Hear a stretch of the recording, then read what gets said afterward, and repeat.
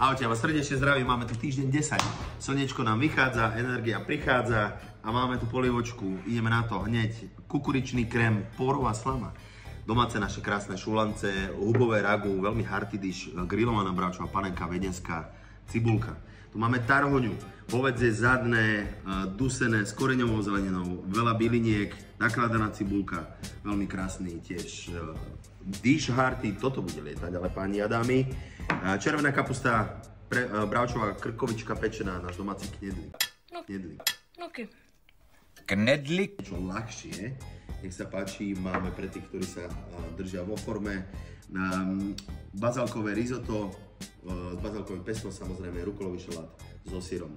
Nech sa páči, pýtali ste si prívarok, máte ho mať. Takže zemiakový prívarok, krásne vajíčko, bravčová sekaná, paprikový olej, samozrejme domáci chlebík od kamošov, po chlebe pôjde k tomu.